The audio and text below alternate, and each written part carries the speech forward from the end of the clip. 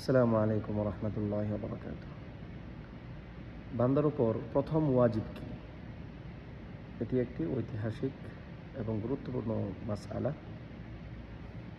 এর সঠিক উত্তর হচ্ছে আউয়াল ওয়াজিব হচ্ছে বান্দার উপর প্রথম ওয়াজিব হচ্ছে যে সে আল্লাহ সুবহানাহু ওয়া তাআলাকে এক বলে জানবে এবং তাকে এক বলে মানবে, অর্থাৎ তাওহীদ। তাওহীদ হচ্ছে আউয়াল ওয়াজিব। বেদাতীদের এক্ষেত্রে অনেক কথাবার্তা আছে, তিনটি কওল পাওয়া যায়, সবগুলোই বাতিল। আউয়াল ওয়াজিব হচ্ছে সে তাওহীদের স্বীকৃতি দিবে। কেন? এর কারণটা কি? এখানে একটি কায়দা আছে। কায়দা হচ্ছে সালাহুল ইতিকাদ আসলু সালাহিল আমাল।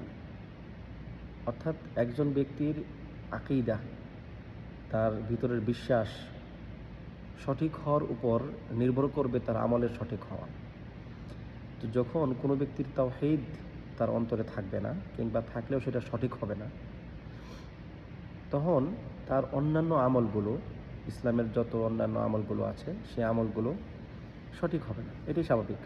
মানুষের কর্মগুলো নিয়ন্ত্রিত হয় তার বিশ্বাস বা তার আকীদা দ্বারা।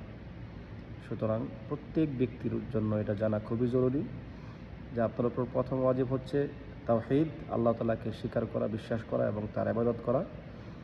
এবং এই বিশ্বাসটাকে বা এই তাওহীদের জ্ঞানটাকে আপনি যেই কোনো প্রকার শিরক বা অন্যান্য যা এই তাওহীদকে বিনষ্ট করে দেয় সেগুলো থেকে বাঁচিয়ে রাখা।